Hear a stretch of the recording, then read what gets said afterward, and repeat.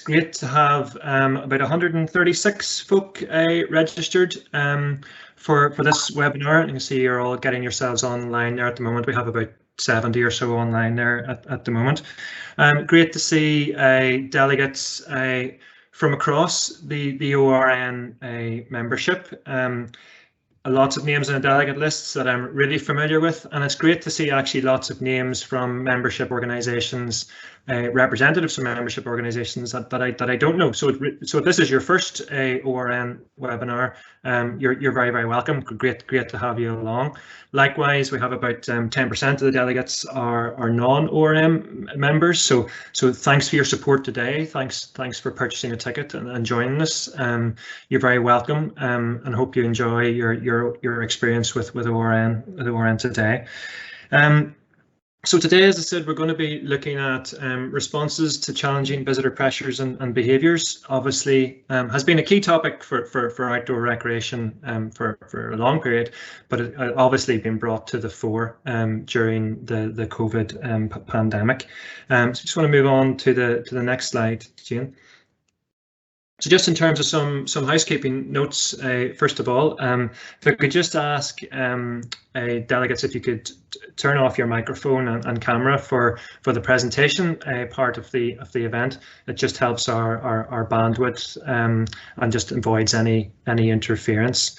Also, this webinar is being recorded, so we can share it with the wider membership after the event, and indeed you can catch up on any parts after the event as well, so you don't have to furiously take notes. You'll be able to see this all back, and we'll also be sharing the slides as well. So if you wouldn't mind just turning off your camera and video, that will stop you appearing in the video as well. You can obviously make comments and ask questions during the meeting chat. I'm sure you're all familiar with that at this stage up at the top of your screen. So you can ask questions to any of the presenters during the course of the presentations. When they're not presenting, they may have an opportunity to answer those directly back. But if not, we'll have a Q&A session at the end, and I'll group together the questions as best I can. Obviously, always aware with ORN, we've lots of expertise amongst the delegates as much as we have amongst the presenters. So if there are questions in the chat forum that you think you have an answer to, or you think you can provide a link or some insight to that, by all means, jump on to the chat forum and help out with those. But great to get conversation going as we move through the webinar. So move on to the next slide there, Jane, please. So we have a great range of speakers today on this topic, coming at it from slightly different angles, which is useful as well. So we have Wyn Williams, who's the Sustainable Tourism Officer for the Snowdonia National Park Authority. So Dana's been in her role for about 2 years now. So certainly an interesting time to be working in sustainable tourism. And so Dana's looking at probably a more strategic approach here, looking at how Snowdonia is changing the way that they're measuring tourism. We'll then pass on to Danny Carden, who's the Communications and Engagement Manager for Ramblers Scotland. So Danny's going to talk us through their campaign of encouraging responsible wild camping in post-lockdown Scotland. So probably a more tactical approach, a really well considered, engaging a campaign there. So again, good to see the response to the challenges in a different way. And then we're going to get a European perspective from Mike McClure, who'll be known to many of you, had active involvement in ORN over the years, I think vice chair at one stage. Mike works for Sport NI, Sport Northern Ireland, but is here in his capacity as the chair of the European Network of Outdoor Sports. So we'll look forward to hearing from Mike as well and sharing that European perspective from a programme they're operating through the network. As I said, we'll leave time for Q&A at the end. If you could help us out by putting those Q&A in as we go along in the chat forum. If we have time, we'll also get folk to turn cameras on and ask questions verbally as well. And then we'll do a quick wrap up at the end. Okay, so you didn't come here to listen to me. You came here to listen to our presenters. So the first person on the list today is Wyn Williams from Snowdonia. So hi, Dana, are you there? Okay. Hi, yeah, I'm here. Yeah, good morning. So you're going to share your own slides, I think, Dana, isn't that right? Yeah. I am, yeah, and hopefully this will work as well as the practice did. Yeah, it will. Don't worry. Yeah. There you go. Is everyone able to see that? There you go. We'll leave you to it. Okay, thanks a million, Dana. Okay, so as Chris has introduced, I'm Wyn Williams. I work for Snowdonia National Park Authority and I'm the Sustainable Tourism Officer. So one of the projects I'm working on at the moment is looking to change the way that we measure tourism here in Snowdonia National Park. So I just wanted to highlight a definition from the United Nations World Tourism Organization, the definition of sustainable tourism. So it's tourism that takes account of its current and future economic, social and environmental impacts, addressing the needs of the visitors, the industry, the environment and host communities. So I know most of you here are quite well aware of what sustainable tourism is and have probably come across this definition, but I just wanted to highlight it because it clearly states that tourism is more than just the economic value. So why is it that traditionally we focus so much on the economic value of tourism and about visitor numbers? So if we want to move towards a more sustainable tourism destination, I think it's really important that we focus on those other aspects, the social and the environmental impacts as well, and really focus on the effects that it has on our host communities. So to better understand how we can achieve that sustainable tourism destination, it's important that we measure these impacts as well, so that we can see where we need to improve and how we can achieve those goals as a sustainable tourism destination. So how are we going to do that? So we're looking at developing sustainable tourism indicators is what we're calling them. So currently we receive annual STEAM reports that's provided by GTS, and I'd imagine a lot of you on this call as well have probably also received STEAM reports or something similar in the way of Cambridge reports as well. So for those of you who are not quite aware of the STEAM reports, essentially what they outline is data relating to accommodation use and type, statistics around visitor numbers, whether they're staying visitors, day visitors, seasonality trends, but most importantly, they provide the economic value of tourism in the area. So as I've outlined in the previous slide, sustainable tourism is more than just the economic value of tourism. So we wanted to expand what we measure in terms of value of tourism to include the economic and the social impacts as well. So we started looking into other methodology around measuring the value of tourism, and we were introduced to the Etis Toolkit. So that is the European Tourism Indicator System.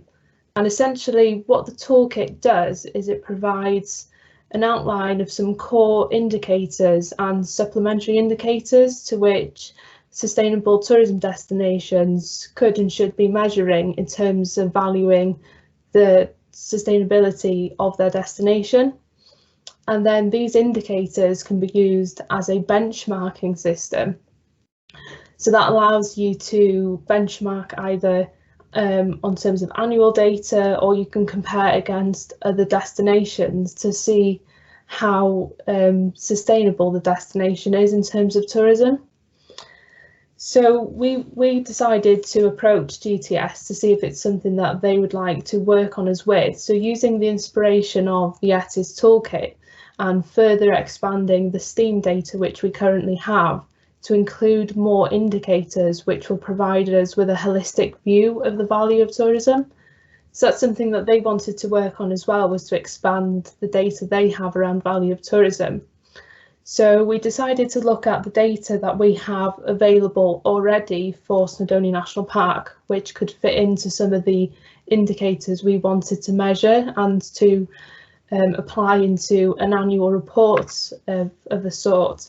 So that's what we did. We looked at what available data we have and then see what we will do. So as this project carries on annually, is we can see what gaps we have in the data and what further indicators we would like to measure, and then we can implement that and expand it with time. So currently, what data are we measuring? So we've essentially split the indicators into 4 categories. So we have firstly the visitor characteristics.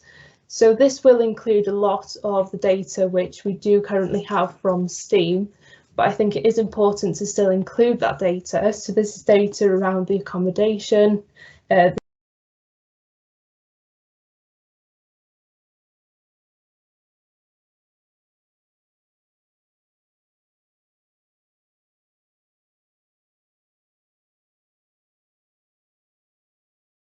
our map. And then we also have wider social impacts. So this looks at things such as seasonal employment, litter levels, crime reports, visitor to resident ratios. And then we also have the environmental impacts. So this one we have very little data for at the moment. And it's something that we're looking to expand. So this is something that we have a few gaps in the data around. So we're hoping to look at how we can measure the carbon footprint effect of the visitor economy, and also how we can look at how the visitor economy affects biodiversity in the local area. So we also currently have a visitor and resident survey underway in the national park. So this started sort of late spring, early summer, and is carried on through the seasons up until it will go until the end of this December. And that's also been carried out across several locations across the national park. So we're really hoping that this visitor and resident survey, so goes into a lot of detail, and we're hoping that this will provide us some really key information which we can implement into these indicators. So for example, in the visitor survey, we've been asking questions around visitor experience. So we've asked visitors to rate, for example, the facilities such as toilets, public transport, car parks, and availability of bins. So that will provide us a really good measure of the quality of the visitor experience. I think it's really important as well, if we go back to the quote at the start, it addresses the visitor needs as well. So I think it's important to be measuring the value of the visitor experience as well. And then we've also asked questions in the visitor survey around people's understanding of what a national park is and what is a protected area. So that can help us work on how we message people and educate around what a national park is and what they expect when they visit a national park. And we hope that that can also be implemented. And then finally, we've also asked questions around transport. So how are people arriving to and travelling around the national park? So far from our interim data on that survey, actually, we've seen quite high numbers you'd expect of people using private vehicles as opposed to public transport. So that's something that we know then we can work on. So we're hoping with time we can implement that data into the environmental impacts. But for the time being, we're just working on 2019 data, as that's what we have most readily available data. So as we work on annually, we can then build these indicators to include more and more of these measures. So I've just got an example here of what it looks like in reality, these indicators. So I apologise if the writing is a little small on this slide, but I will go through this for you to get an idea of what we're measuring. So this has been provided by GTS, and this is one of the indicators we've decided to work on. So it's litter levels around the national park. So if we look at the top left-hand corner, we have the cleanliness indicator score. So that's data provided by Keep Wales Tidy from their street cleanliness surveys. So as I can see, in terms of the benchmarking system, this is how it works. So you can see we have an annual comparison from 2015 to 2019, but we also have a comparison from Snowdonia National Park to Wales as well. So obviously the Keep Wales Tidy street cleanliness surveys, it is carried out in towns and villages, so along the streets, so it's sort of urbanised data. But I think it is still useful to Snowdonia National Park because we do have many towns and villages within the park. But what we do want to do is expand the data. Obviously, Snowdonia National Park is primarily countryside and green areas. So we really wanted to understand and expand the data that we have around litter levels in the Snowdonia National Park. So the only data that we had really for 2018 and 2019 is data that we have collected by our volunteer wardens. So they collect bags of litter when they do their routes up the Snowdon paths.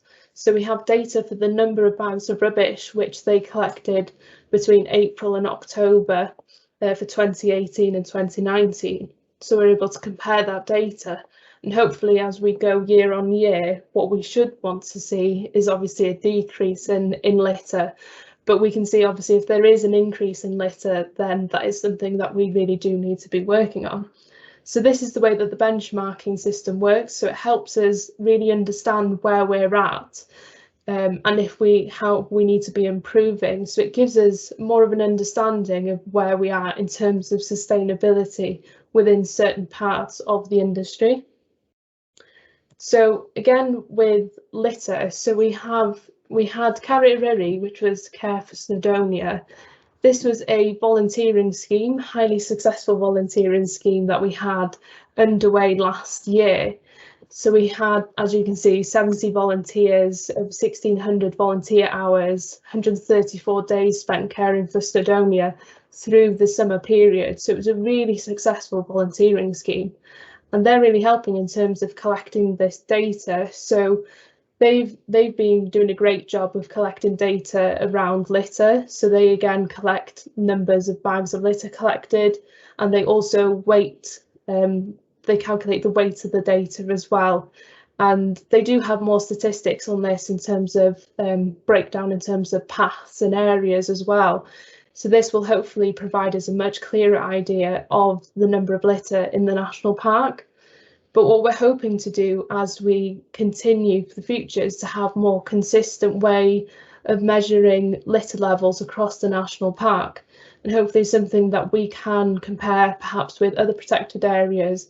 I think it's really important that I suppose we all know anecdotally that we have a lot of litter in our protected areas, but it's really useful if we can have more data on that, so it's not just anecdotal evidence, that we do have solid evidence then on the litter, and that will help us in terms of messaging to visitors and residents as well about the litter. So hopefully this is something that we will implement into the indicators as well.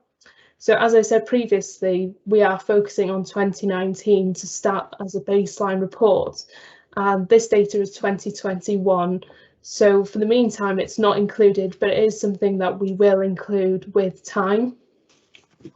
So then looking on to the next steps. So the first thing is we want to complete and then implement the results of the visitor and the resident survey, which we have underway. So once that data is analysed, we can look at how we can implement then that into the indicators. And then again, it's looking at those gaps in the data. Where do we want to move forward, identifying perhaps indicators that we want to be measuring, but perhaps have no data of at the moment, so we know that we want to start measuring those in the next few years. And then also collaborating on creating the comparative indicators. So we started working with Gwynedd Council, for example, and AOMB and Penllyn to see how we can all start measuring similar indicators or the same indicators. So I think it's important that we can all compare data. Data is really useful when it's comparative and consistent. So this is great to be doing this, but I think it would be brilliant if we were all starting to measure some of the same things, and that would provide more insight to us on how we can improve and then share our ideas. And hopefully as well, we're looking at many of us have Small World Consulting looking into carbon in the area, and hopefully as well that's data that then we can also implement into these indicators. So that's all for me for now. So thank you for listening on that, and I will stop sharing my screen now and pass you back to Chris. Thank you. That's fantastic, Dana. Thank you so much. I've read the theory behind sustainable tourism for many years now, so it's really interesting, fascinating, in fact, to see that being applied in a real live example, and to see how you're working through it there in your step-by-step approach. Actually, in your next steps there, it was an interesting link. And as ORN are developing our new action plan for 22 through to 25, sustainable tourism and visitor management is emerging as one of the key themes, and that topic around creating some consistency as to how destinations measure sustainable tourism is very much within that theme. So you provided the perfect link there to the ORN action plan. So I would say we'll be hearing a lot more from you and engaging a lot more with you over the next couple of years. But really impressive there to see the disciplined way that you're collecting your metrics as you go through, and fantastic indeed to see volunteers involved, and I'm sure that offers a great reward to them as well. It'll also be really interesting to see your figures there for 18 and 19. It'll be fascinating to see your figures for 20 and 21, because I'm sure that's really changed things significantly. We were chatting before the webinar started of that image in March 2020 of Clonbarris Pass and the 1,000+ cars, so, and I know from following media that has been an issue, to say the least, over the last couple of years. So it'll be really fascinating to see how that reflects through your model. So great stuff. Thank you. There are plenty of questions for you there in the chat, and also an offer of help from the British Horse Society as well to help you collect some data. So hopefully that's a win-win for everybody there. So listen, thanks for now, and we'll hear more from you in the Q&A at the end. Thanks a million, Dana. Thank you. Okay, so now we're going to pass on to Danny Carden. Danny joins us from Ramblers Scotland, and Danny's going to talk to us about his. It's a really cool campaign, I have to say. He's done fantastic work in this, so I really looking forward to him sharing this with you about his campaign to encourage responsible wild camping post-lockdown Scotland. So Danny, can we hear you okay? You can hear us okay? Hopefully, yeah, I can hear you. So. Perfect, yeah, and I think we're going to share your slides, isn't that correct? Yep, it'll be the Chris Whitley next okay, slide, well, if you just cue Jane in the background there, and I'll pass over to you, Danny. Thanks a million. Great, thank you. Yeah, thanks for having me, everyone. So yeah, I'm Danny Carden. I've handled all things websites, press, marketing, social media for Ramblers Scotland since back in 2016. Previously worked as social media strategy manager at ScotRail, so a bit of a different past, and before that as a newspaper reporter down in England. I'm going to discuss how at Ramblers Scotland, together with our partners, we've been playing quite a tactical role in addressing the strategic challenge that I guess we all face across organisations of trying to encourage responsible camping, particularly wild camping, and here it's in post-lockdown Scotland. In particular, we've been aiming to engage the rapidly increasing audience of beginners who are often going camping for the first time. So next slide, please. As I'm sure you all know well from your own organisations, as the UK moved out of lockdown, there was real unease about the impact of what I think many of us termed the Great Release. In Scotland, the key moment was 26th of April, when most domestic travel restrictions were removed. There's a real feeling of pent-up energy to get outdoors, but we also felt that energy was in many ways matched by a completely justified nervousness among rural communities, land managers and local authorities about what would happen when all these people want to get into the outdoors. And sadly, in 2020, we had witnessed significant camping issues across Scotland, and often among younger beginner campers. All the long-standing issues we had with dirty camping were in some ways put on steroids by overseas travel, indoor drinking, festivals and clubs suddenly being off limits and people desperate to get together. That presented a major challenge for organisations such as Ramblers, which are very huge champions of Scotland's world-class access rights, but obviously it presented the challenge for local communities, authorities and the sensitive environments in which people want to go camping.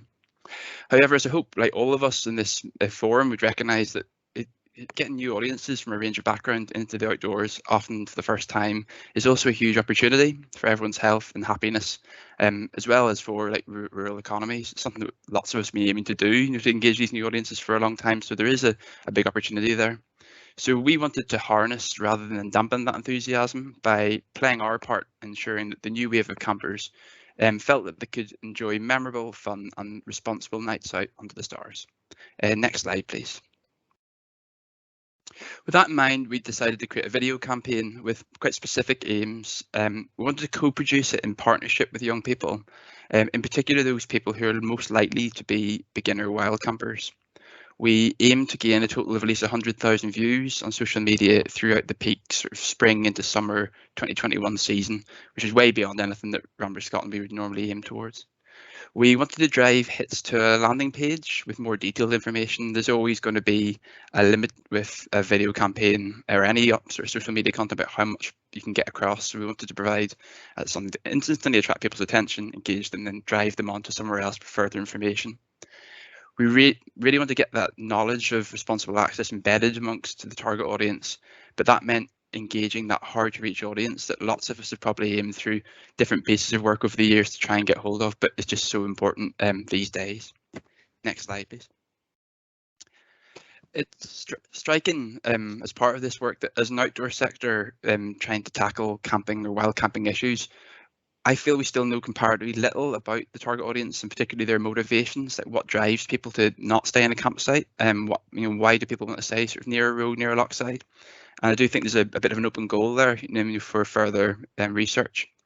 We felt it would be easy to act upon like fairly tired assumptions, and with that in mind, we did our best to engage partners for guidance, and we got a clear steer back from those with rangers, staff, volunteers, or communities on the ground to aim our campaign towards a young 15 to 26-year-old beginner audience. And for this audience, it kind of goes without saying that it was going to have to be a video-led campaign. That's how this audience gets their content online.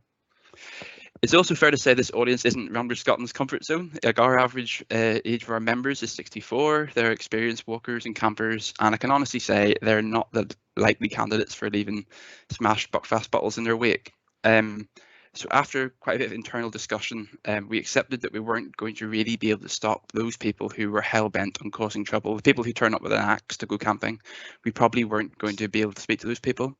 We instead wanted to engage those who wanted to try wild camping, but who maybe feel that bringing a couple of beers and also mistakenly think that an open fire is vital. Those were kind of in the target range for us, but those people who want to provide them the guidance to act responsibly and leave no trace. Next slide, please.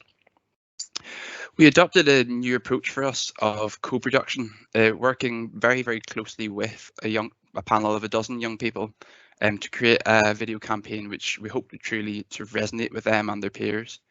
It's an increasingly common approach within this service design, marketing world and beyond, aiming to ensure that you're doing your project with your audience, not for them and not to them. To them is probably the worst of all worlds. Our panel were all young people with a bit of an interest in the outdoors, but who'd done little or no camping.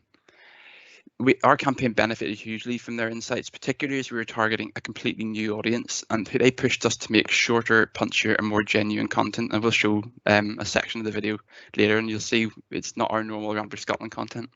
They introduced me, and I'm 35, to new terms that made me feel very old. They accused us of boomer humour, where we showed them the first draft script, which was very helpful. They forced us into saying you have to go on to some new social media channels, things like TikTok and Snapchat. And they pushed us to use the term wild camping, which I know will be problematic for some of us, particularly when discussing near road camping. But for our audience, they clearly viewed any camping away from a campsite as wild camping. So we took quite an early call to use the language that makes sense for them. They also encouraged us to pick just 5 elements of the Scottish Outdoor Access Code's responsible camping guidance, rather than like overload them with everything we know. And that led us to prioritise 5 slightly irreverent rules for wild camping. The whole co-production process took extra time and resource to enlist participants as co-producers, but their input to everything from the very start, from recruiting the agency and planning the content and scripting, right up to channel strategy and the editing process once we'd actually done the filming, was absolutely invaluable. And I really do feel that that co-production model was 100% worth the effort, and we'll replicate it in future campaigns like this. Next slide, please. For the reasons I've outlined, there was no way we could reach the target audience of young beginner campers via our traditional channels. So we use Facebook, Instagram and Twitter, but it's just, when you look at the profile of people we're speaking to, it's just not the right audience. And I strongly suspect that many of our organisations face similar challenges. It seems to come up so regularly in meetings I have with fellow comms engagement professionals. So rather than try to attract the audience to our channels, we accepted quite early on, given the speed that we needed to act in, that we would have to find and visit those audiences, and that meant paid promotion on youthful channels and the use of influencers to try and deliver our message. So our young adults and a media team's recommendation to trial Snapchat proved very wise, and we ramped up spending on that platform throughout the campaign because the results were showing it was firing away ahead of the other ones. In addition, by recruiting an influential TikTok creator in Jared Owen, we gained £27,000 unpaid impressions on that channel, even though we actually paid no formal budget onto that channel. We didn't feel comfortable doing TikTok advertising at that point. We are a charity and we didn't have a huge budget, but we still made sure that at least a third of the budget was available for promo. And in future, I'd like to do a slightly higher proportion towards promo. At least half, I think, is probably, from speaking to throughout the sector, it's probably a good rule of thumb for this type of work. But for a charity like us, it's still a significant spend, and we're hugely grateful to project partners Nature Scott and John Muir Trust. They didn't just help with budget, but their help with messaging, and importantly in offering the use of their channels and their knowledge of the issue was hugely important. Next slide, please, and then we'll go on to the video. Our co-producers pushed us to be more daring. There are loads of videos about responsible access in Scotland and beyond, and many of them feature staff in uniforms describing what not to do, or alternatively use humour or actors which are not necessarily suitable for young adult audiences. I would say I'm not criticising anyone here because we're equally guilty of this at Ramblers and amongst partners as others. This is just, we're learning on our feet here and we're all trying our best. If we're serious about reaching and influencing younger, less engaged adults, we're all going to have to kind of get out of our comfort zone. It is tricky to do, but for some organisations, this will mean working in partnership with others who already have the tone, the audience and the influence to engage people on our behalf. For us, it meant taking a multi-channel approach, but each of the social media channels we used offered slightly different formats and favoured different content. And in the end, we ended up with more than 25 versions of the video that you'll see in a moment. We clipped the video into 5 separate rules. So the rules could be anything from a 15-second clip up to, in vertical format for Instagram and other vertical social media platforms, up to the big long 3-minute 38 horizontal long form video that she used on YouTube, which actually performed very surprisingly well. We didn't expect it to do as well as it did. It's clear from our stats that the most daring of the 5 short chapters to our video, the ones which cover toileting and fires, performed particularly well, with most completions and the highest click-through to the landing page for more information. So with Jane's help, we'll now show you a 2-minute section of the full YouTube version. If we could start from about 1:18, Jane, that'd be great. And it shows 3 of our 5 rules for wild camping. And I would say in advance, apologies for the mild swearing that is included. Did you bring toilet paper?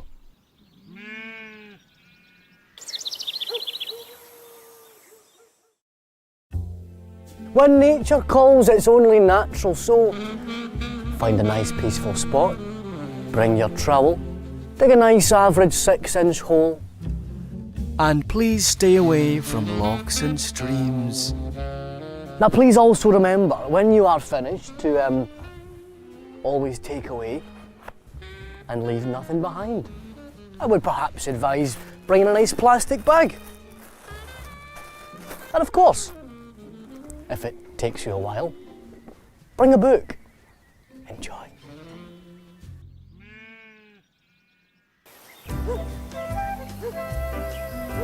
Listen, I do not trust you to make a fire one bit. What? Have you even made a fire before? What do you mean? What are you actually trying to achieve here? How am I supposed to cook my food? No, listen here, Specky. Excuse me? Listen, do not... Who are you calling Specky? But I will come down there. I tell you what, I'll come up here to you and I'll turn your specs into contact lenses. Don't you speak... Who's he yelling at? What? Who's hitting you up, man? They brought a stove. Are you not having a better time now you're not burning anything? Stoves are safer, quicker and cleaner.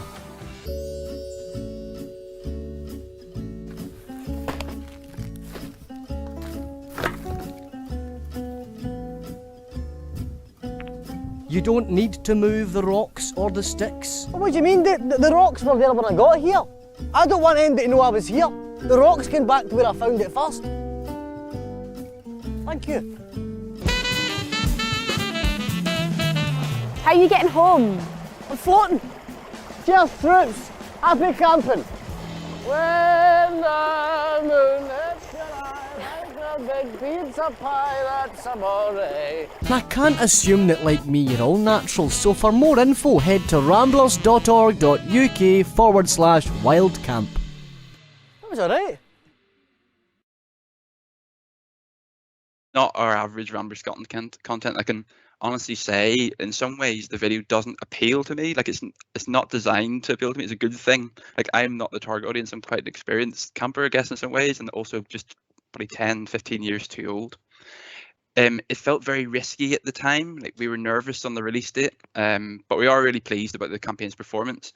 It's eclipsed any other video I've been involved with since being at the Ramblers, with 270,000 views, more than 1.1 million total impressions of related content, and almost 5,000 visits to the landing page at ramblers.org.uk/wildcamp. We're pleased to have approaches from half a dozen partners to run a similar campaign, including our 2 partners from last year. So with a slightly bigger budget and a bit more planning time, we turned around this campaign in under 7 weeks, and I do blame that timing for arrival of lots of grey hairs for me. Even the shoot itself took in a 14-hour day in Moffat and the Scottish Borders, and we're really grateful to Borders Forest Trust for letting us use their land at short notice, and that was something that would flag to partners who think very carefully about permissions before filming. That effort does feel very worthwhile now looking back at it, and I hope it's emboldened those of us at Ramblers and beyond to try something a wee bit new when it comes to trying to speak to new audiences. It's been really pleasing to get recognition from outside the sector too. 2 weeks ago, we won gold for best film in a social media campaign at the UK-wide EVCOM Awards down in London. We also got bronze in the best film on a smaller budget, which did slightly make us laugh, as for this was a relatively significant spend. I've seen in the chat that someone was asking budget, and I think it's probably okay for us to say it was a £15,000 budget, of which about 2/3 went on production and about 1/3 on promo. So for us, that's a significant spend. That's not a small campaign for a charity like us, but I think in the grander scheme of things, it probably is small for most social media agencies. And this is the final slide, please, on learnings. I just wanted to recap on some of the learnings, because I think there's a lot that can be applied at different places, and even when speaking to new audiences about responsible access, not just camping. For us, co-production was 100% worth it. I'm keen to embed it in all major campaigns when we're addressing a very specific target audience like this. There's definitely value in finding and not attracting your audience, but with that in mind, there's a need for a bit more market research, I think, on this. If somebody knows someone on outdoor recreation-based university course with real research skills, I think there's an open goal here to try and find out more about why people want to wild camp, particularly for the first time. If you're going into video, say decide your video formats early. As I said, we had 25 different versions, from square, vertical, horizontal, from 15 seconds up to 3 minutes 38. So think about exactly what you need for your channels. One of the things we struggled with was driving video viewers to the website. It was always a secondary aim, really, to get people onto the more detailed landing page. We got 5,000 hits, but actually that's relatively low. Next year, with that in mind, we're going to include very slightly more practical advice in our video, but still ensuring the content remains very eye-catching, engaging, and potentially quite humorous, like in the video you'll see in a minute.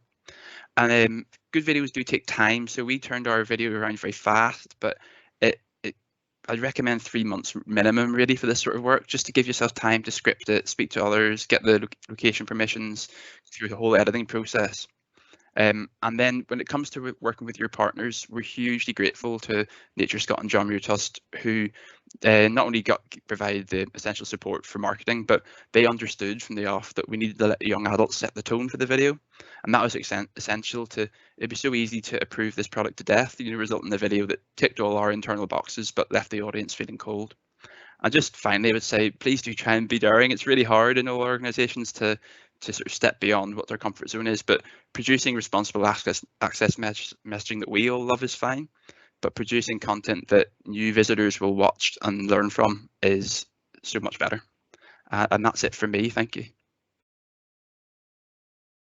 Great, Danny, thanks a million. From one boomer to another, really well done, and congratulations on your award as well. I mean, fantastic for you as an organisation to get reward for your hard works, but also great recognition. We'll share a bit of that. There's a great recognition for our industry as well. It's fantastic to see our industry receiving awards in probably an award ceremony that we wouldn't normally be in. So well done. It's great to see that recognition, and you can see lots of really positive comments coming through on the chat that. So congratulations. Fantastic to see as well that your small acorn, as you said, your small focused campaign this year is growing into bigger things for next year, because I mean it's getting obvious that need will still be there. So congratulations, and I think there's lots of questions coming for you in the chat there, which we'll get a chance to come to in Q&A.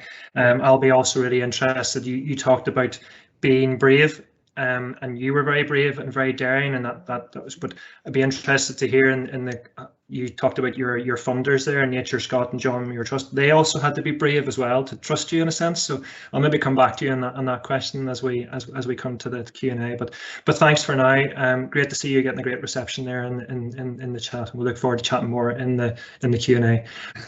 Danny, thanks a million. We'll hear a bit more from you shortly. We're going to pass on now to Mike McClure from Sport NI, or as chair of the European Network of Outdoor Sport. Hi, Mike. Hi, Chris. Can you hear me okay? Yeah, we hear you loud and clear. I think you're going to share your own slides as well. Yeah. Yeah, and no videos. No videos. I don't really know how I'm going to follow that. So thanks very much for the opportunity to share some of the stuff that we're doing in Europe. So I've put the title of this one, What's Going On in Europe? That's a very big question and a very broad question, but we're only going to focus on one aspect of what's going on in Europe.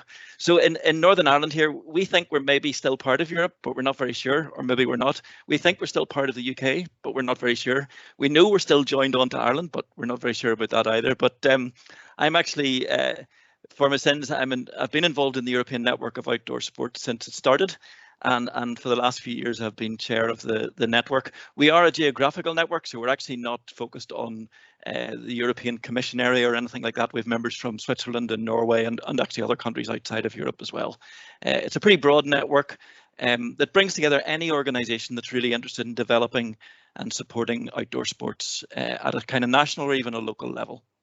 So one of the things that we've been doing is working on a project on sustainability and environmental education. So let me just try and change my slides. Now they won't move. Here we go. This is a 3-year project. It's supported by the Erasmus Plus for Sport programme. And we have 9 partners across Europe. It's being led by Leave No Trace Ireland, one of our key partners in the Republic of Ireland, who work across the island of Ireland. And there are 3 key work packages within the project. And I'm going to focus on work package 1. I'll talk a little bit more about that shortly. So the aim of the project is a very fancy aim here to provide good pedagogical methodologies. It's basically to improve how outdoor sports leaders, guides, instructors promote sustainability and environmental education through their programs. So it's to provide a resource that will help those who are involved in leading, guiding and instructing. That's the ultimate aim of the project.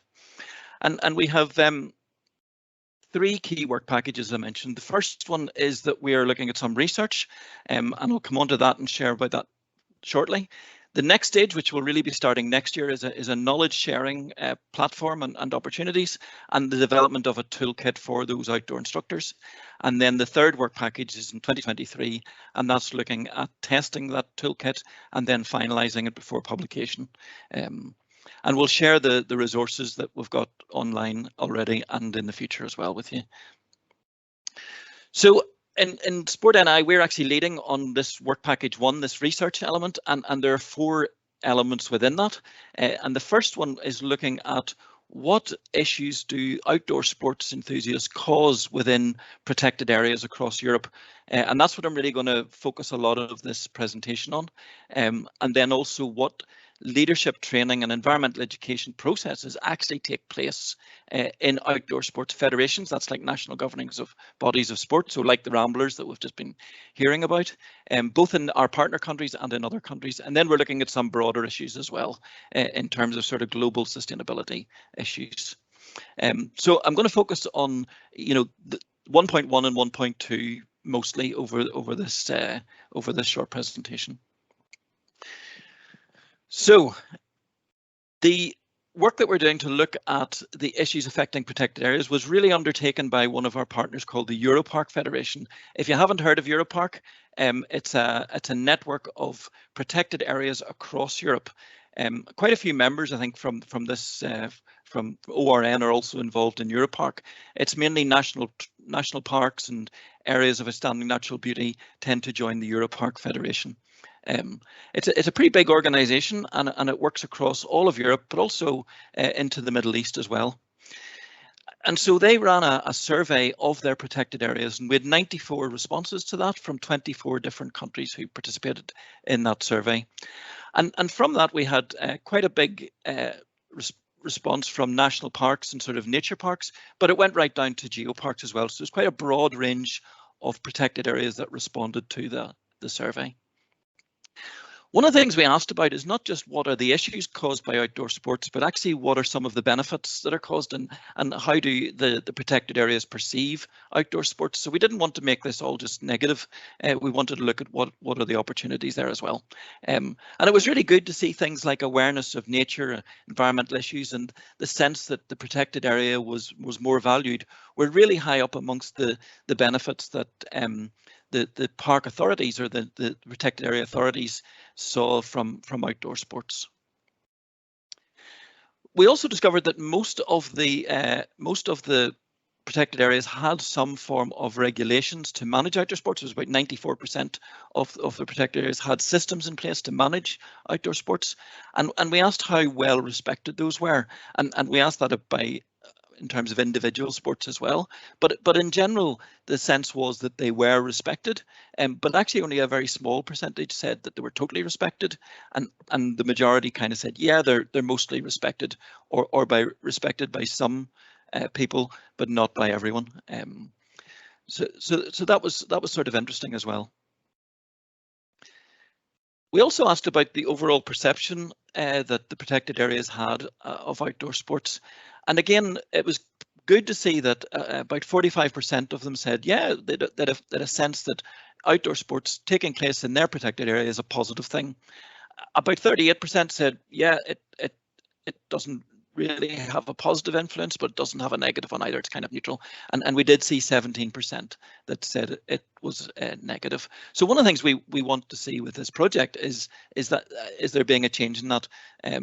Hopefully that through this project and through better training of outdoor sports instructors, leaders, guides, people who take others into the outdoors, we'll see those percentages change, and particularly see the negative impacts reduce a little bit. So we asked the protected areas to identify what were the 5 main sports or activities that took place in their area, and then they were given a series of questions about those particular sports. And they were asked to rank the impact from 0, which is basically no impact whatsoever, through to 5, which is a significant impact, or sorry, 6, which is a major impact. We did that across then about 24, 25 different outdoor sports. And I'm just going to show you the example from a couple of those now. So one of them that we looked at was the impact of equestrian sports. And we asked for equestrian sports what impacts there were in terms of litter, parking issues, conflict with other users, wildfires, overcrowding, etc. You can see the list there on the screen.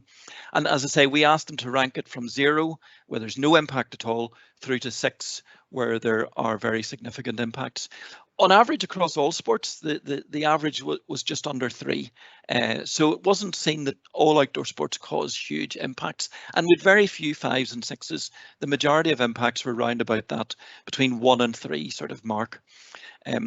Equestrian sports, you can see that the big impacts there are things like conflicts with other users, and some people participating in areas where it's actually forbidden to do so, or causing erosion were some of the bigger impacts there from equestrian sports. When we looked at sort of some of the water sports, we had similar issues, but not necessarily all the same. So you'll see that it seems a bit strange to have wildfires in there as an impact by canoeing and kayaking, but a lot of canoeists and kayakers do actually like to camp and have wildfires, so that's why it's included. But we have other issues such as water pollution in there as well. One of the things that came out strongly across all of them was the issue of disturbance to wild fauna and how we can limit our impacts in terms of disturbance to wild animals. So the sports that actually had the lowest perceived impacts, there was a few surprises here, was actually horse riding. So I know there's somebody from British Horse Society on the meeting this morning. So that's good news for you guys that was actually the lowest perceived impact in total.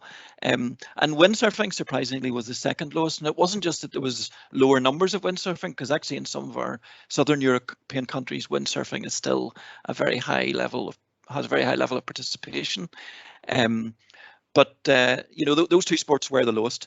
The one that was by actually a fair way the highest was sailing in large yachts, and that was because of two key issues: was the use of anchors and damage to particularly seagrass beds, but also seabeds in general, but also pollution from oil and toileting. And that was closely followed by mountain biking, which wasn't, I suppose, a big surprise. We expected to see mountain biking fairly high in terms of the impact perceived. So those were the lowest and the highest, but even those, you know, you can see that mountain biking was the highest, but the average score, the second highest, but the average score was only 2.47 out of 6. So it wasn't seen as an enormous issue across all of the protected areas. Again, no big surprises here. We've seen the popularity of outdoor sports increase right across Europe. 80% of the protected areas reported a significant increase in the popularity of outdoor sports. A few more remote areas saw them decrease, and a few said there was actually no real change. But I think, unsurprisingly, the majority said there was a significant increase. But also then we're seeing, and this is reflected in what we're hearing, you know, this morning generally, is it's change in behaviours of outdoor sport practitioners. And we were trying to encourage the protected areas to think about outdoor sports and not just casual users going for picnicking or for you know, a gentle walk on the periphery of the protected area, or just wild camping maybe on the side of the road and the protected area. It was more those who were participating in hiking and canoeing and those sorts of activities. But again, you know, a significant number said that there was more irresponsible behaviour. Some people saying no change, and a small number actually saying that they saw more responsible behaviour. So I guess there's no surprises in that as well. So that was kind of the information we got from the protected areas, and the next stage of the project was looking at what do the outdoor sports national governing bodies in Europe, they're known as federations, have on their websites in terms of environmental information, sustainability information, or even educational information. And we looked at three key aspects. Did they have any information? And then, sorry, my slides have stopped again. Did they have any information, and did it meet our definitions? So we had created sort of fairly stringent definitions about sustainability and environment.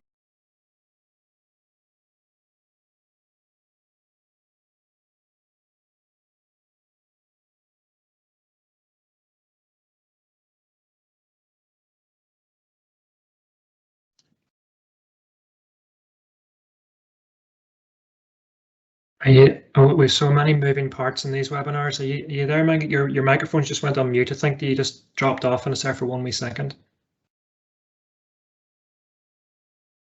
Can you hear me again now?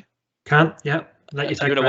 I don't know what happened there. I think your broadband just blipped for a second. I'll let you continue. When did you lose me? Just.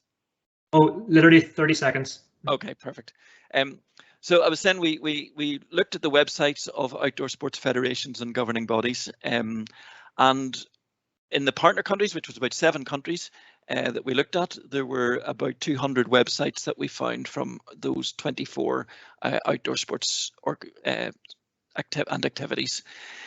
Out of those 200, only 91 had any form of environmental education or environmental or sustainability information on their websites at all that we could find, and about 45 of those met our definition in terms of, you know, having quality information about environmental education. We also looked at some other countries, and this was a real surprise to us. We looked at New Zealand and Canada, Iceland, Finland, countries where there is a fair amount of outdoor sports taking place, and across about 10 different other countries, we found 231 websites for those federations. Of those 231, only 43 had any form of environmental information. The big surprise here was New Zealand. I mean, we thought New Zealand would be right up there, but when we actually looked at the Outdoor Sports Federation's websites, in New Zealand, they're quite focused on the competitive sport element of it, and there was very, very little environmental or sustainability information on their websites. So that was a big surprise, really, across some other countries that we thought would have, we could use as kind of good practice examples. When we looked at the international federations, so that's like the World Caving Organization or World Sailing, it was a different story. So we had 29 different international federations websites we looked at, and of those, 15 of them, over half of them had some sustainability and environmental information. And of those 15, a really high percentage had really good quality information and some really good guidance for their national federations. So what we're seeing is at a very strategic level, at a world or European level, there is a recognition of the importance of the natural environment, but at more national level, that hasn't really manifested itself yet. We then carried out a survey of those federations, and we asked a number of key questions. Do they think that environmental issues are important? Do they already build it into their leadership training programs? And what are the barriers to not providing training? And we had other questions as well, but I'm not going to go into the detail of those right now. So the first thing that we asked was, how important is it? How important in your federation is that environmental knowledge or awareness for those leaders, guides, and instructors? And I guess no surprises, the vast majority said it was either extremely important or it was important. A few organisations said it was neither important or unimportant, and one federation said this was unimportant. I'll be honest in that, you know, it was a triathlon organisation and they were very focused on kind of Olympic triathlon activities, so they didn't really see this as something that was particularly important to them. And we asked them then, do they provide any form of environmental training for their leaders? 62% said that they did, and 37% said that they didn't. I think when we drill into that, you'll find that, you know, although 62% said that they provided some form of training, it is quite unstructured. Only a small majority have it sort of really structuredly built into their training programs. It's kind of more ad hoc, but I'm not going to go into the detail of that right now. We then asked those who didn't provide any training how important that they saw it for their, how important it was. And actually a lot felt that it was still really important, but they don't provide any training. So, you know, 27 out of those said that it was still important. But when we asked those who do provide training, you can see that it's a lot higher that said it was extremely important. We asked them about the amount of time at different levels. So if you're a basic instructor or a moderate level instructor or an advanced level instructor, how much time is allocated to environmental education training?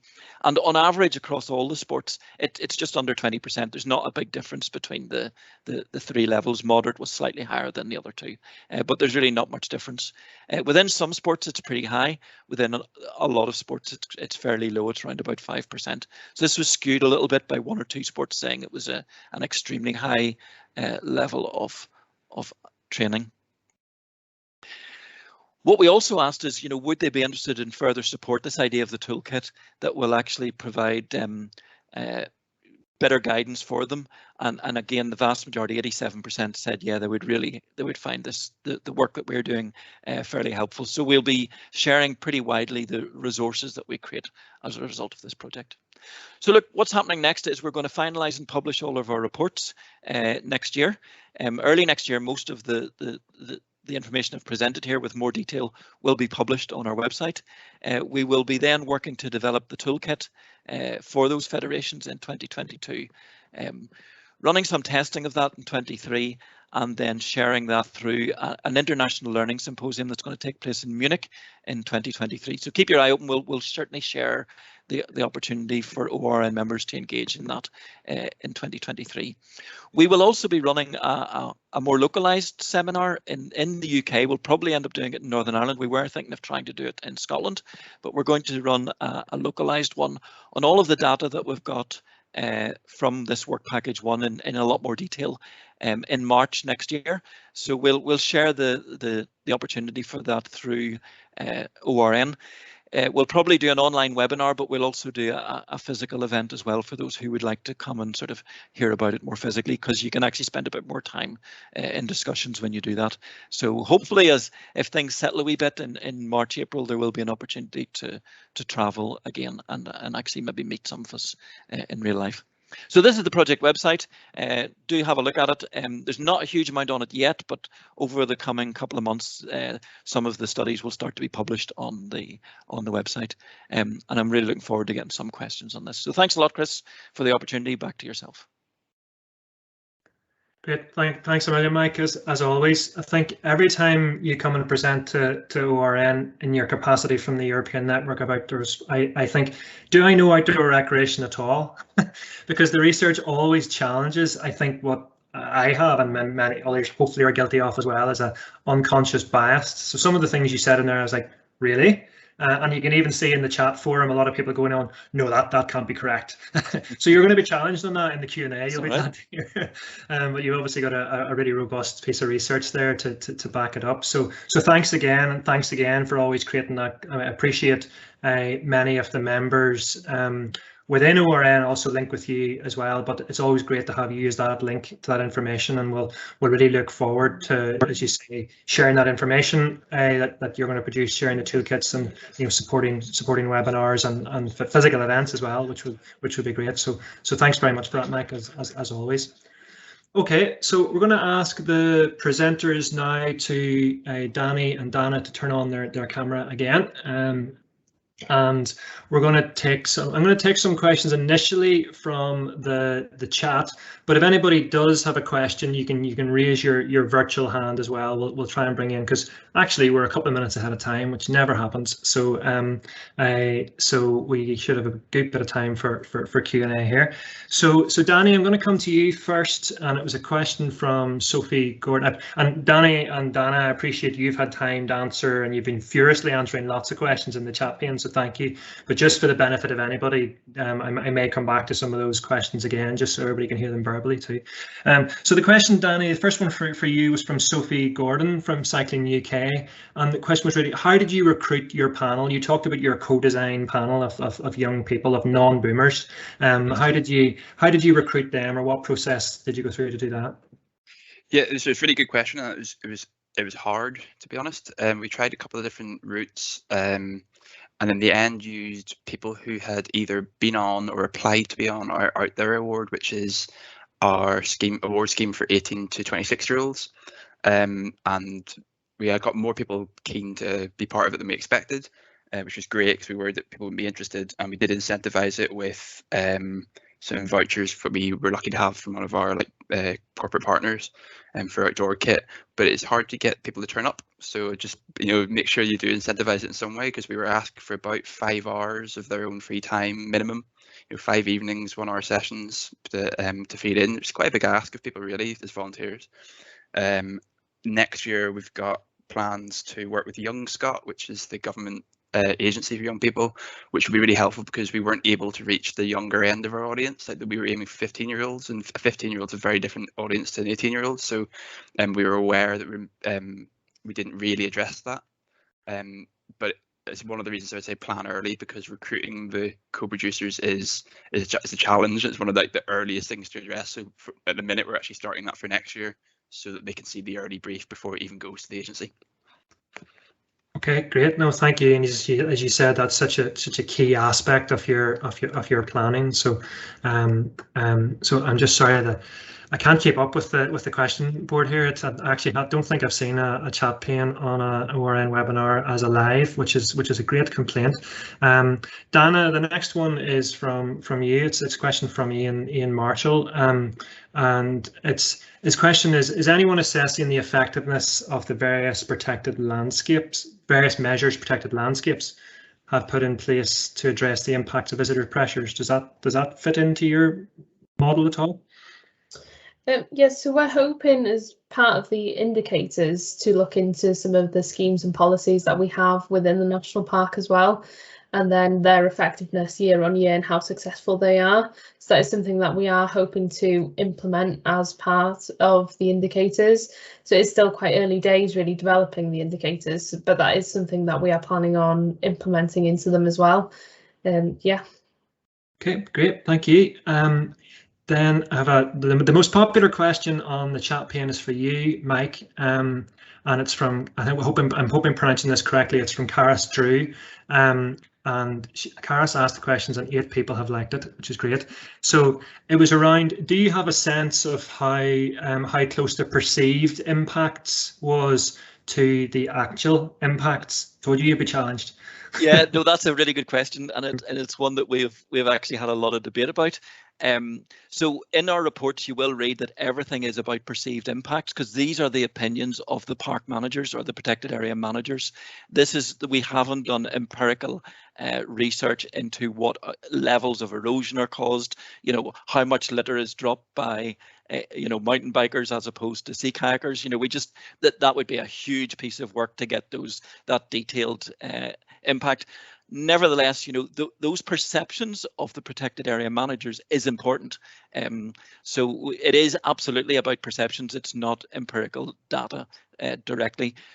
In saying that, some of them are pretty tuned into what's going on in their own protected areas and know what's happening. But we're very clear in our reports to say these are perceived impacts.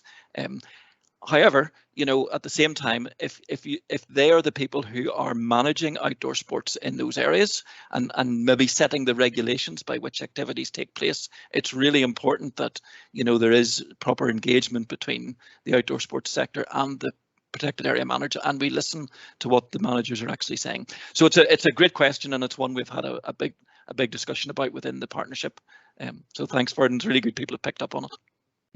Yeah, no, it is a great question, and I think as you say, the ongoing webinars and physical meetings and so on will create great platforms for that debate to continue as well, and people to discuss around that. So I think those will be welcomed in the future.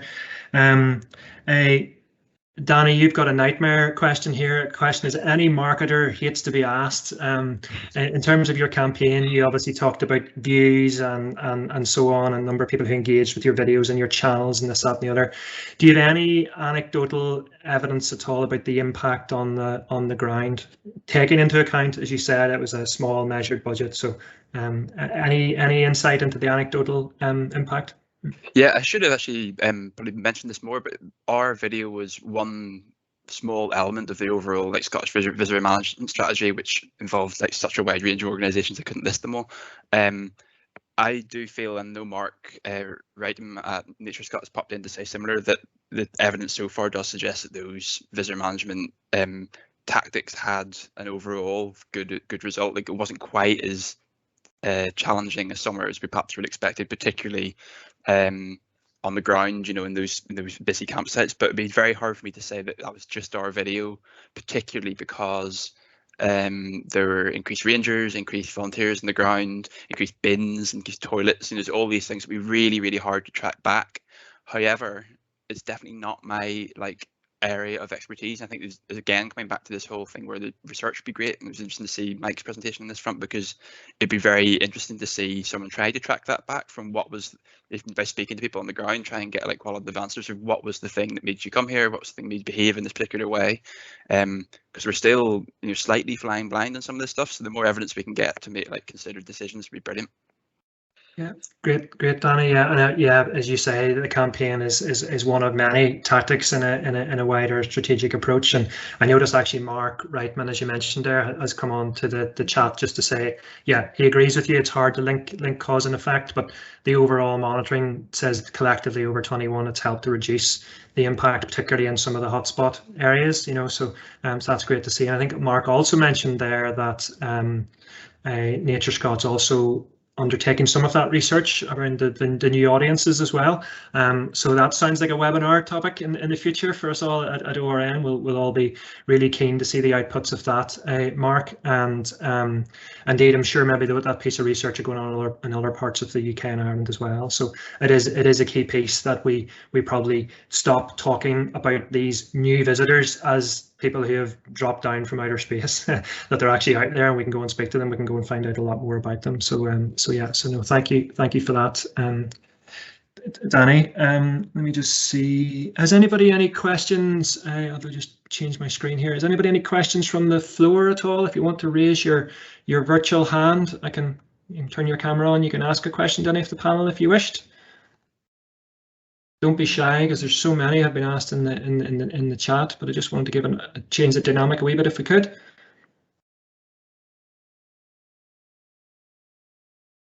No, everybody's gone shy. Let me find a few more in the piece here. Oh, somebody's hands went up. Pippa, I rely on the ORN joint chair to pull me out of a hole there. Thank you, Pippa. That's all right, Chris. I was just thinking through. I'm sorry for the background noise that you can hear. I was just wondering if Mike's data is available, because I know we're looking at the same issues right now. And I just wonder if there's an interim report available before the end of March. That would be really helpful. Yeah, sure, Pippa. I mean, to be honest, we're with any European project, you have to make it open source data, so you have to make things available. So we do have the sort of the raw data, if you like, which would, to be honest, I'd be quite happy to share with you. It does contain some emails which we'll have to remove from it, but yeah, we can share that. The actual report into the protected area research will be available in early January. So it's actually going to be, it's about ready now. Some of the other stuff on the surveys that we've been doing with the federations will probably be February before it's ready, and then we'll be running these seminars in March. But yeah, we're very happy to share what we found. It's no problem. Thank you. Okay, thanks, Pippa. Thanks, Mike. I don't see any other hands up there at the moment, so I'm going to take privilege and ask one of my own questions to Danny. I mentioned it briefly earlier there as we closed off your presentation. You obviously had to convince people. You were brave, but you had to convince others to jump with you. Funders, your boss, maybe. What tactics did you take to do that? How did you convince them? Yeah, I was very lucky in lots of ways. I have my director, Brendan Paddy, who was communications director at lots of large organisations, including like Disasters Emergency Committee. So I think he comes from a background where he understands that you can't do the same thing every time and expect it always to work. But it did mean we accepted like a higher level of risk on this backfiring than we normally do for projects. I wouldn't say that every single time we do comms it needs to be as risky as this. Like some people were asking about swearing, and I don't think we swear in everything in any way. This is probably a one-off in some ways. But I think, yeah, having Brendan's support internally, but then also our very early in the project when we spoke to like Nature Scotland, Drummuir Trust, being really open and honest with each other about what our red lines were. So what were the issues that we weren't going to be on? So for example, like for us, it was you absolutely need to make sure that we get at least 4 or 5 elements of so wacky, and it can't just be a funny video. I think that was shared by all the partners. I think just having that conversation really early on, so then you can sort of set your co-production panel and your agencies free to sort of be creative in a way that we internally wouldn't be able to be. So I think that's probably the approach I would take. But I was also, I would stress I was lucky in terms of having that internal support as well. Yeah, no, thank you. Yeah, so that early engagement with your co-design group, but early engagement with the partners as well is absolutely key. And I would agree with. We ran a similar campaign here in Northern Ireland, the right side of outside, and publicly funded campaign as well. But we were adamant that the public funders' logos, for example, didn't go on the campaign. It would almost ruin the message. It's like, oh, and Dad told me to tell you this, almost, And in the end, if the funders just told us, stop sending us the proofs, stop sending us the videos, we don't want to sign off anything, just get on with it. And that was great as well, because that confidence in the program really worked. So I'll take a few more questions from the chat. A question from Dave Liddy from Natural Resource Wales for Dana. A few other people have liked this one as well. So Dana, what other environmental indicators might you be looking at in the future? So hopefully one of the ones that I'm looking at wanting to measure is the impact on biodiversity.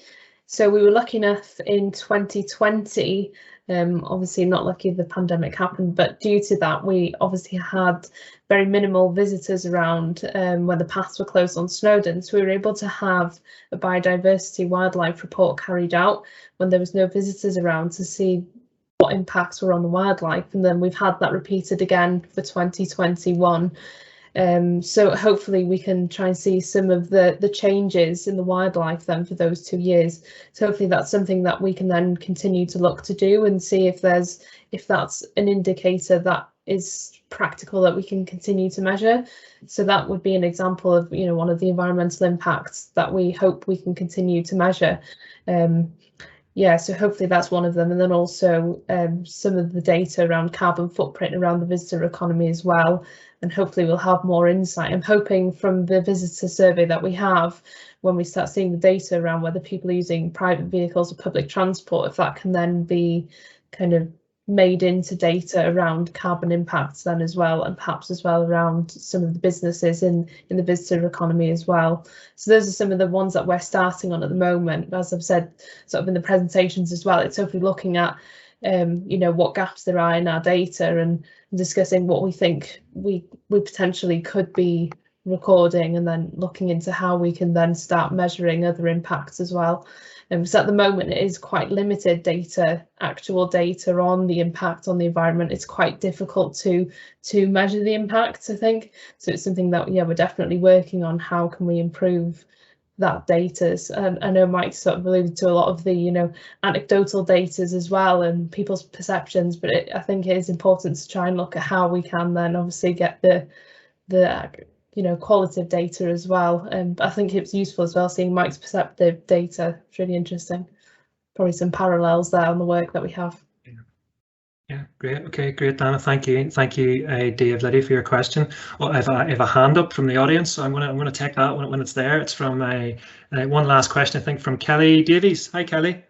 Hi there. Hi, my question is for Mike. Mike, I wondered if you had a sense between the different outdoor sports or different user groups as to their awareness of their impact and whether that differed between different sports. I'm just thinking I'll pick something that isn't for like a user group that doesn't affect us, but for the surfers traditionally tend to be very aware of their impact and they keep sites very secret, whereas something like maybe mountain biking, it's very much about being on Strava and it's all out there. And I wondered if that also translates to people's awareness of the impact that they have and whether that varies within sports. I'm sort of thinking from the background of how you approach different sports and how you then influence that. So that's where I'm going with it. But I wondered if you had any sense of that difference. Yeah, absolutely. I mean, you hit the nail on the head. Surfing, when we looked at surfing websites, a lot of them had really good environmental information. Also diving, sub-aqua, very focused on the natural environment, as is mountaineering and hiking tend to be very focused, whereas some other sports much less so. You know, and some are good, some are less good. So it's giving us an idea of where we should target. One of the things we've done, I didn't mention this, but we've actually created a little a sport data sheet for every single sport that we've looked at. And so for each sport, you'll be able to see, you know, what they have on their websites, but also what impacts that they are perceived to cause.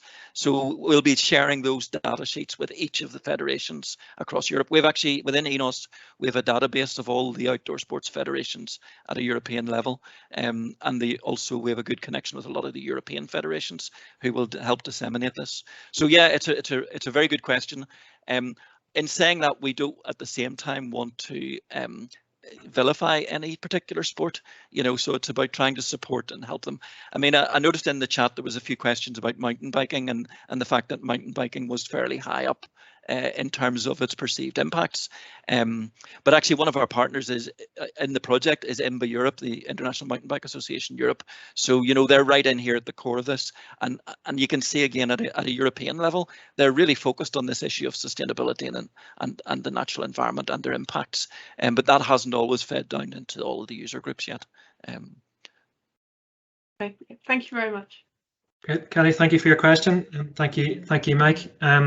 Okay, I think we'll just draw the Q&A to a close. Thanks again to Danny, Dana, and Mike thought-provoking presentations. Always a great barometer is always the questions that come afterwards, and we'd loads of questions there in the chat and indeed in person as well. So fantastic to see. So I appreciate doing presentations isn't about just turning up for this hour. It's the work you do in advance to put everything together. So thank you very much.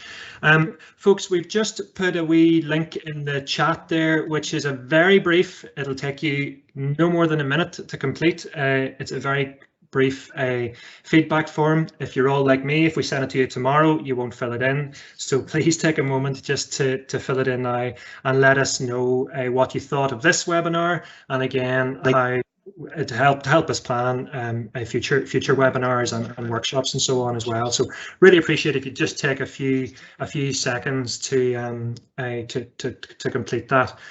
As you're doing that, we'll move on to the next slide. Just let me round off a few other housekeeping notes. So as we said, we were recording this session, so we will be sharing the certainly by the close of play tomorrow, an easing with the video recording, all the presentations, a link to Danny's video so you can sit back and watch it without any interruptions, and everything that's there. Next slide, please. Just to mention as well, upcoming on the 15th of December, we're going to have our ORN Festive members meeting. The topic for that is what another year it has been, and it's a little bit of fun in terms of laughter, but also a few lessons for us all to discuss. So if that's new to, if that members meetings are new to you and your organisation is an ORN member, the link will be in the chat shortly as to how you can sign up for that event. You're all very welcome. That's a very informal meeting. No presentations, that more just conversation and chat. So you'll all be very welcome for that. Indeed, if you're a non-member or a presenter that has attended this webinar as a special gift, you can also join the ORN members meeting next week as well if you'd wish. Good chance for you to come along and see what it's all about. So you'll be able to click on that link there that Kerry has put in the chat. So again, if you're like me, you'll forget to do that tomorrow. Take a few seconds to book onto that now if there's a slot in your diary. And the special prize, of course, at that one for the person who comes most festively dressed. Part of that, if you move on to the next slide there, please. Part of that is we would just to fill one of the sections in that meeting is we'd really like members to send in a brief video in advance. It'll take you 2 minutes. I did it on the end of the school run there this morning, which is why I look so tired and stressed in that photograph. But at the end of the school run this morning took me 2 minutes. We're asking you to think about 3 questions, so you just need to pick one of the 3 questions. So what has been the biggest positive for managing more visitors to the outdoors, or advice you would pass on to your successor? Don't worry, you're not going to be sacked anytime soon, but hypothetically, advice to your successor about how you would lead in the pandemic, or another message about how it's important to look after our people. So you can send those through to Jane. Just do it on your phone. Turn your phone landscape when you're doing it, and you can send those through to Jane on WhatsApp. Again, it'll take you a few moments to do that, and we'll pick some of the best of those and share them with the ORN meeting just to provoke some conversations. I think, I dread to say it, but I think we have a video of me doing my one this morning, just to show you what we're looking for. Hi, good morning everyone. This is Chris Scott from Outdoor Recreation Northern Ireland, just sending my quick message for the ORN Festive Members meeting here in a fairly dreary South Belfast in the remnants of Storm Barra. Lee Newton from Ordnance Survey calls this my Where's Wally look, so it's pretty apt for today. Yeah, just wanted to send a quick message about looking after our people. I think it's been a heck of an 18-19 months for the outdoor recreation industry. We've encountered so many new things, so many new challenges and so many new pressures, and I think in its widest context then it's great that we as organisations have helped look after each other. I think with our involvement in ORN, and indeed with the visitor safety group as well, it's been fantastic to see, despite the challenges on people's time, workloads, etc., how people have continued to be really willing to share ideas, been very open to share things that have worked well, but also things that haven't worked so well. And I think a lot of people have taken a lot from that. It's shortcutted each individual organisation's learnings and allowed us move forward confidently as a sector. I think the challenges are going to continue. You know, we've obviously been hit by difficult news over the last couple of weeks with new variants and so on. So it's really important that we continue that approach. It's really important that we continue sharing ideas, helping everybody get through this and take the advantages of what the situation has brought us. So listen, Merry Christmas, and I look forward to seeing you all at the members meeting, and look forward to seeing you all hopefully in person in the new year. Cheers.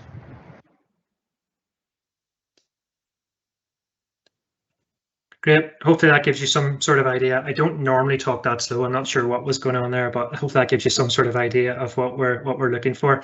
So listen, thanks again to our presenters, Dana, Danny and Mike. And thanks again to all you for engaging. It was amazing to see actually the chat forum just alive with comments and ideas and different perspectives. So fantastic to see that. That's what really makes events like this. Thanks to my colleagues, Elizabeth, Jane and Kerry, who've been working furiously behind the scenes to make this all work. Hopefully we'll see a few of you, if not quite a lot of you, at the ORN members meeting next week. If not, look forward to seeing you at a future webinar in the new year, and hopefully even maybe at a physical event in the new year as well.